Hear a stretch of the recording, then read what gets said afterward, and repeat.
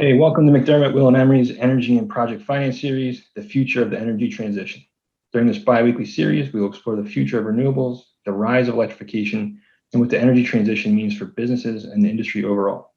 With continued advances in technology and favorable changes in public policy, opportunities for success in renewables have never been greater. Our team at McDermott is a leader in renewable transactions, policy, and legislative strategy. And today we look forward to sharing insights with the help of our industry experts on how to navigate what many are classifying as this century's biggest challenge. I'm Carl Fleming. I'm a partner in the firm's Washington, D.C. office. Being based in D.C., I advise our renewable energy clients with both transactional matters as well as trade and policy issues. I've been advising renewable energy clients for about 15 years now, but for a few years where I worked for the Obama White House on energy and infrastructure as an advisor. And I now work on the Secretary of Commerce Advisory, Renewable Energy and Advisory Committee, advising on some of the issues we're about to talk about today.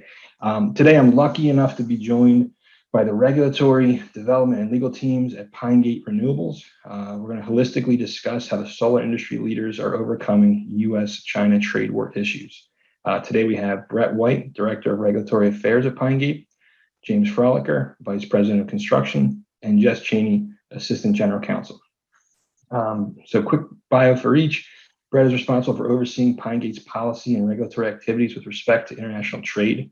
This includes combating harmful tariffs on imported solar products and advocating for policies that facilitate the widespread deployment of utility-scale solar and energy storage projects.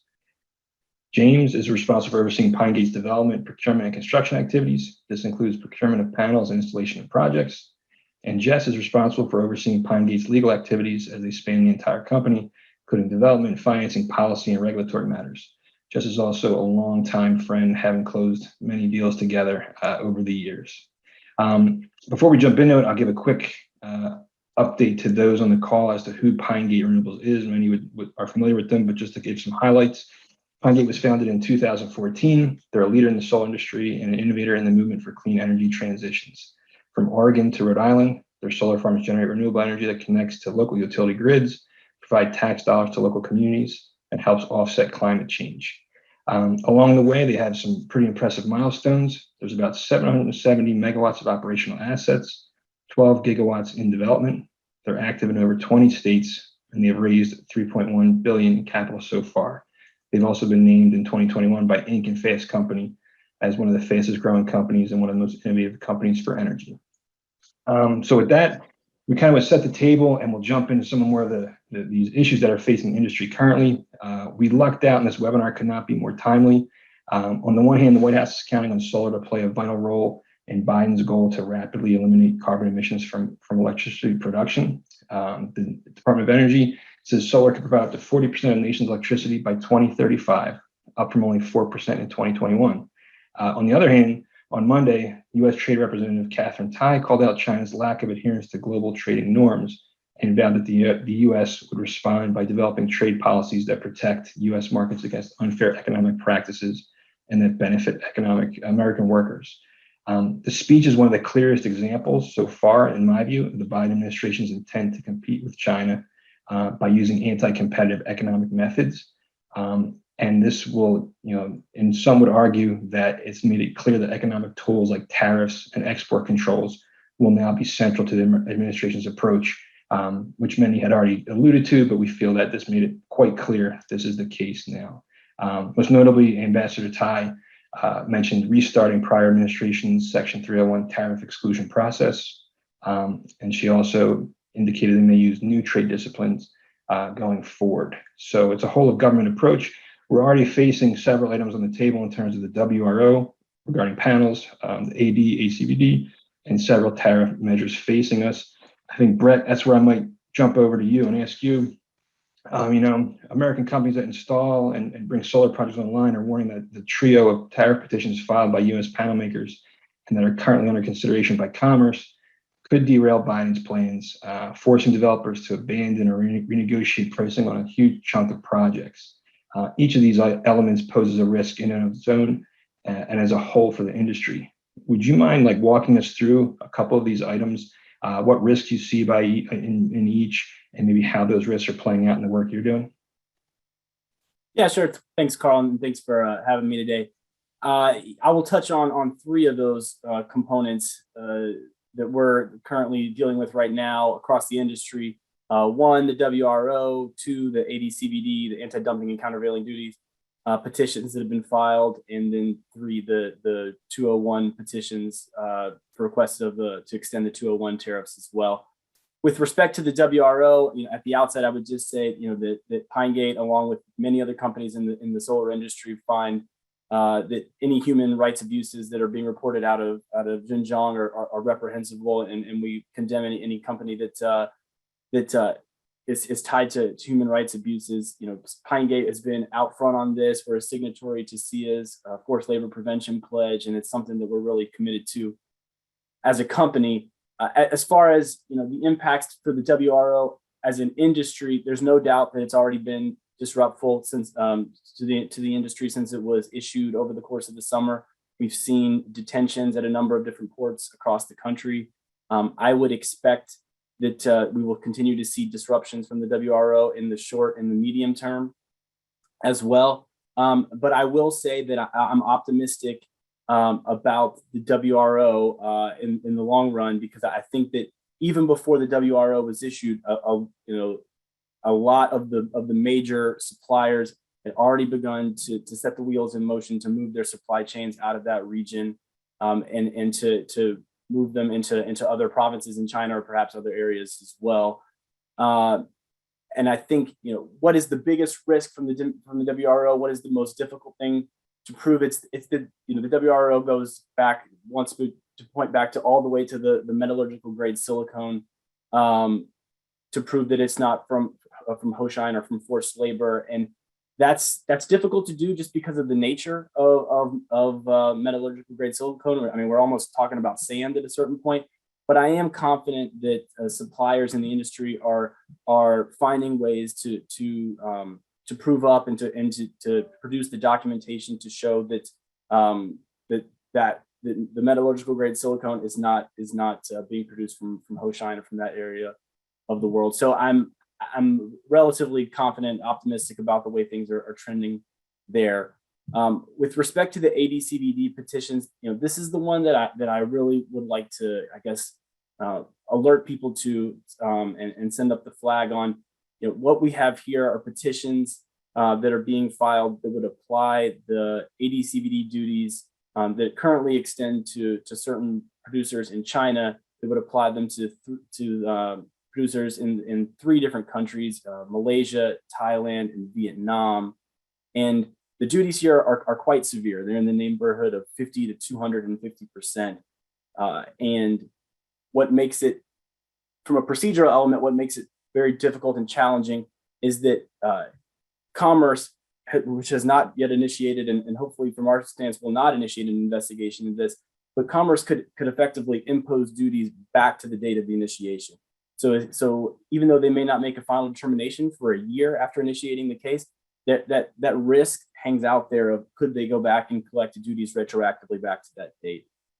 So because of that, we're already seeing a lot of disruptions to the supply chain and people thinking about not putting things on the water or supply chains freezing up and whatnot. So those things are already taking place because of the time that it takes to transport things across the water, because of the time that things can get hung up at the ports. So we're already seeing that play out. Originally, the deadline for Commerce to decide whether to initiate was last Thursday, I believe. Commerce ended up punting on that, asking some more questions of the petitioners, which shows that they're really taking these petitions seriously. And so basically they kicked out that potential initiation date until late February. But this is the one that sorry, go ahead. Oh, sorry, but no, I was going to say, so even if Commerce decides to pick this up after this interim period, just picking it up is going to possibly cause a possible freeze across the industry, right? Because we now have this interim window where they could decide things quickly and give it quick resolution, which may not be the case. And even if it's a favorable outcome at the end of the year, you still have this year of potential uncertainty that kind of could handicap a lot of projects going forward, because some of these could be industry killing kind of levels of tariffs if they were to be applied. That's exactly right. And like you're touching on, even just the potential of the risk is out there. I have heard across the industry some suppliers calling on force majeure provisions in their contracts because of the level of these tariffs and renegotiating things. and pricing, because it's an untenable level of risk. A lot, as many on this call know, I'm sure a lot of these projects exist on the margins. When we're talking about tariffs in the neighborhood of 50 to 250%, that's something that simply can't be absorbed across projects. And the last point I'll make there is that it's what's also difficult is it's difficult to pivot to other suppliers, particularly if you're looking to pivot to domestic module suppliers, because the fact is that domestic demand far outpaces domestic capacity production in the country. Right now, we can only produce about on a domestic level about 25% of demand. And so it makes pivoting in the short term, and for certainly the remainder of this year and what would likely be 2022 as well, very difficult. The last item I'll touch on is the 201 tariffs. I think a lot of people here are familiar with those. Those have been in place for about 4 years now, and they've been going down, being stepped down along the way, with one exception from last year with the presidential proclamation. There was petitions filed over the course of summer to extend those for another 4 days. That's currently playing out in the litigation space right now in front of the ITC. And we'll expect President Biden and the administration to make a determination on whether to extend those sometime over the winter or early next year. But the level of exposure there is not as high as the AD/CVD duties. It's the current rate is 18% on imported panels, and my understanding is from a legal point, it has to be lower and perhaps step down from there. But still something that we have to think about very seriously because of where these projects are in the economics. No, thanks, Brett. That's you really walked us through each item, and kind of the ramifications are pretty far-reaching and kind of a huge challenge for the industry right now. I think from a regulatory perspective, we can see this is all going to have to kind of a wait and see approach right now. James, you're kind of on the ground doing construction, trying to get the equipment you need to get things done.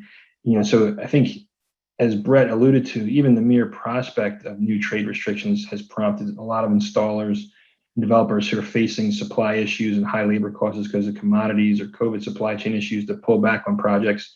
At the same time, everyone's trying to push to help the administration meet their lofty goals, and so I wasn't sure, what the impact has been on Pine Gate's projects on the ground in 2021, and how have you mitigated some of these things? And maybe 2021 is not the year to talk mostly about. Maybe it's going into 2022. You might be facing more challenges, having to play a big role in trying to get these things built. If you want to talk a little bit about that would be great. Sure. Yeah, thanks. So, I think, like you said, 2021 was not necessarily, the most impacted from a module perspective. I think, largely there were a ton of supply chain challenges. Modules certainly got roped into that. Those were pretty significant for us in terms of managing schedule, trade coordination, really getting the projects built. One of the great things about solar is our ability to get projects built quickly. We could bring 100 megawatts online inside of 12 months pretty easily. We can do that, with several projects a year. So having these challenges in supply chain, seeing costs increase from, freight costs, and then obviously modules increasing, makes it really challenging to forecast out, these project budgets. It makes it challenging to understand, where we're going to see prices broadly, which, these offtake agreements sometimes start well in advance. So it is really a challenge just from a business perspective to manage things and forecast things out. We're seeing a lot of challenges. We have a good team. We've been able to pivot, rely on partners to, work with us to resequence the schedules, to increase staff and labor forces to meet compressed timelines. But it's not the best way to do it, and it's certainly something that is going to continue to be a challenge for us. No, thanks. I think you're putting it mildly, not the best way to do it, right? Your job, as many others, has become increasingly complex this year, and I think, just trying to get these things done on time is a Herculean effort. I think, and it sounds like, Jess, I was going to ask you next. I think, Brett's incredibly busy. James is incredibly busy dealing with these issues. and you from a legal perspective, you're kind of managing the team here and see across all these various silos in the company. PineGate's being able to separate itself from other developers and staying ahead of the curve with like a pretty holistic and robust approach across the regulatory teams, legal teams, procurement teams, and the finance teams. You guys are doing, a lot of work to stay ahead of this stuff. Would you mind elaborating kind of how the team works, like how you've gotten this to work so well internally, and maybe what you've seen in the market in terms of how each of these things kind of play out, and just things you might want to share as to how to best navigate these uncertainties? Yeah, no, happy to, Carl. It's honestly, communication has been key. So I consider myself lucky to have Brett and James on team in that they have their areas of expertise and we're able to coordinate and responses between each other.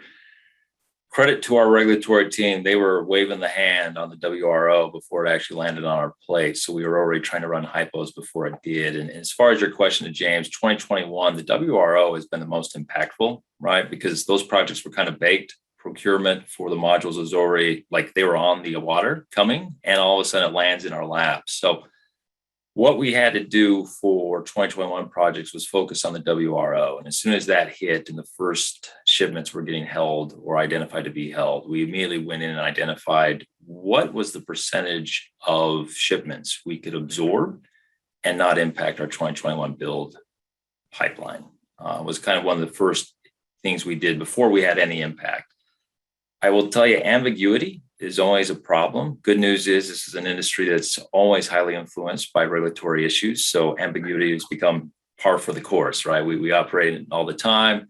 Are we going to get a standalone ITC? Are we not? What's the rate? So we've grown accustomed as an industry, I think, to responding. So for WRO, what we've done, honestly, is try to leverage our relationships. In ambiguity and lack of information, data becomes really, really critical. And so one of the things we've done is really leverage our relationships with our suppliers and ask them, what are you actually seeing? We know what and for the question on the chat, the WRO is a customs order. It's a withholding release order. So basically, your shipment that just arrived at port doesn't get released to you to be imported into the United States. So it just sits there captive at the port. So what we've done is really leverage those relationships and ask them, okay, we know what the WRO order allows the port to do. What are they actually doing? What's the rate at which you're seeing shipments held up? Like I said, we've had a few of ours held up. Our problem is right now, the hardest thing we're experiencing is the customs not identifying why. So we had a few orders held up the week after the WRO was issued and active.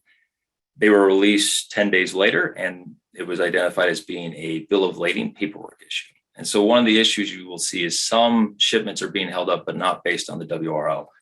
What we're finding and what we're being told by the suppliers who have more data than we do is that the WRO is having some impact, but not as great a one as they had feared. And at least for PineGate, the rate at which shipments are being held up will not impact our 2021 build plan, thanks to kind of over procurement, if you will, on those.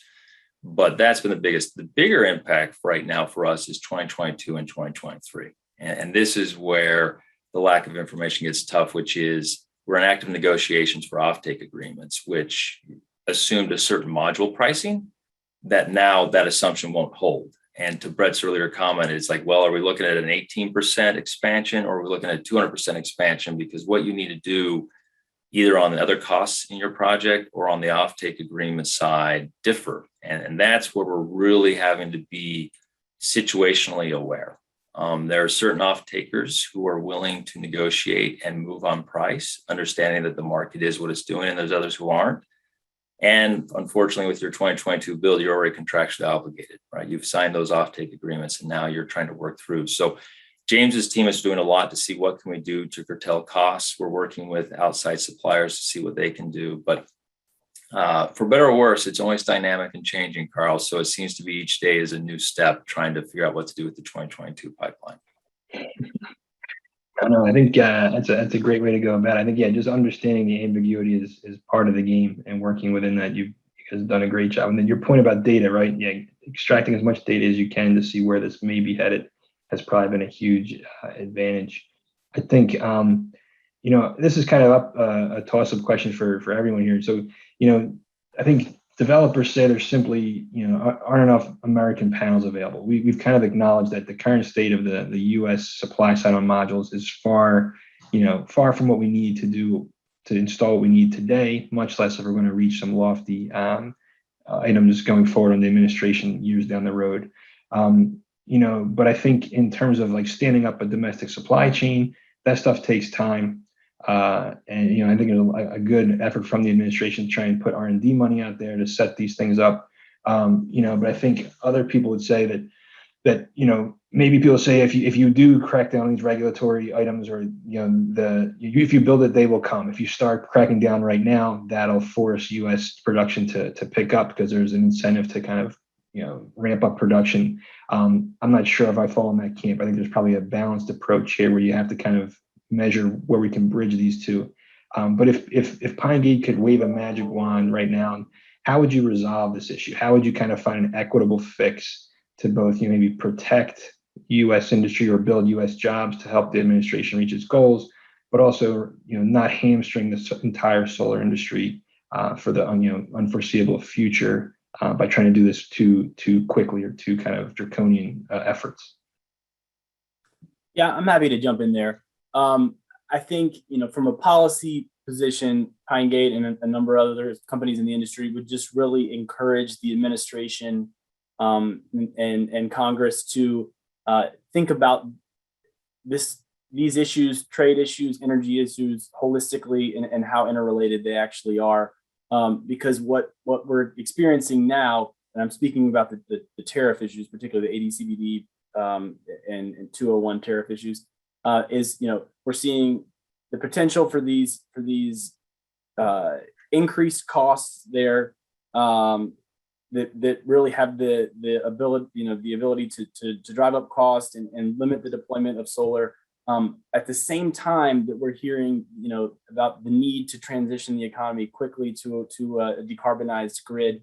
Just a couple weeks ago, DOE released its solar futures study, where they're projecting or they're wanting to see something in the neighborhood of 45% solar penetration on the electric grid by 2050, and we're really excited about that at Pine Gate and the Blue Ridge. We want to be part of that solution, but we need the administration and Congress to think about this holistically. The tariffs, the 201 tariffs that have been in place, and those that are threatened to exist now or to be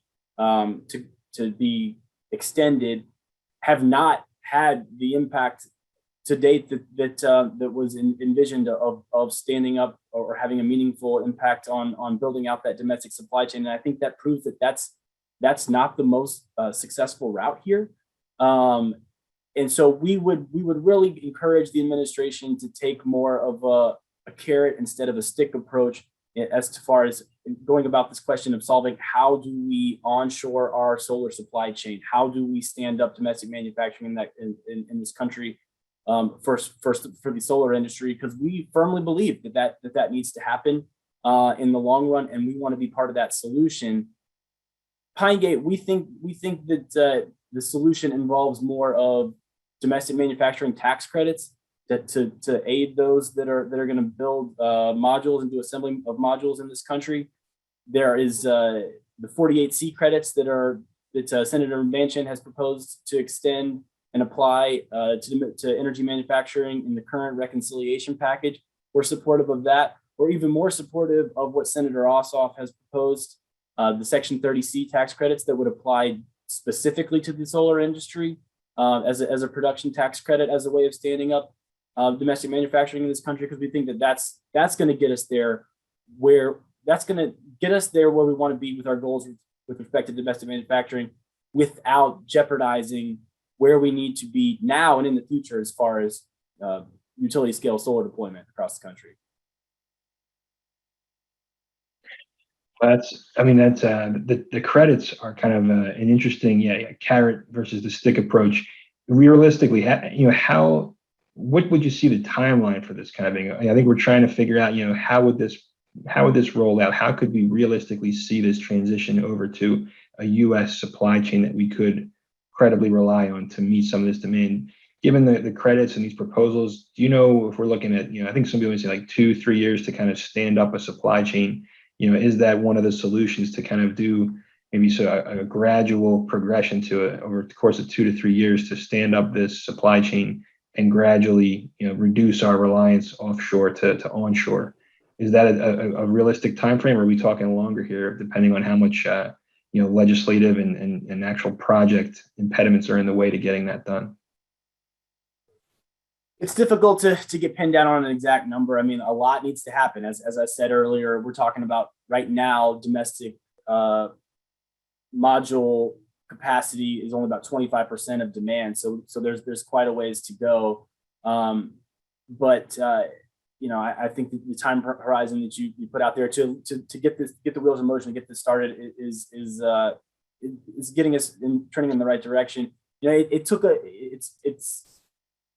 took a long time for the industry to get where it is, as far as where the supply chains are and whatnot, and it's going to take some time to reverse that. But we want to make sure that when we're doing it, we're not slowing the deployment of solar, because that's so important to the administration, to its climate goals. And also, I would just note that, it's important to job creation. Companies like Pine Gate and Blue Ridge and a number of other industry employ a lot of folks in rural areas, and we don't want to jeopardize those jobs as we recalibrate the trade issues as well. That's a fair point. I think it's important that the jobs, factor kind of, this can be a huge, impetus to kind of reach the jobs creation that the Biden administration wants, and even seeing commerce now becoming kind of at the center of what can be deemed national security kind of concerns, as commerce moves over from purely economic side to national security, and using economic strength and technological leadership.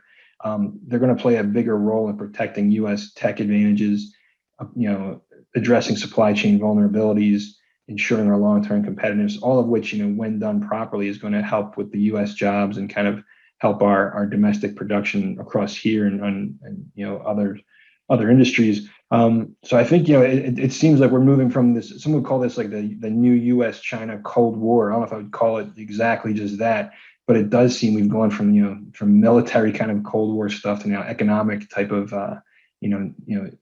ambassador and diplomacy to try and work on our domestic and economic strength.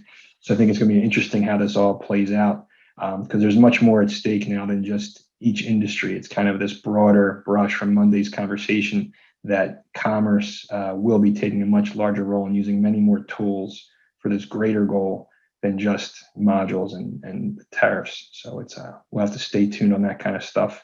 So it looks like we're running out of time. I want to thank each of you, Brett, James, Jess, thanks so much for jumping on today, for sharing how you guys are handling this stuff, and really appreciate your time. And hopefully we'll make this available on podcast and go from there. Thanks a lot, guys.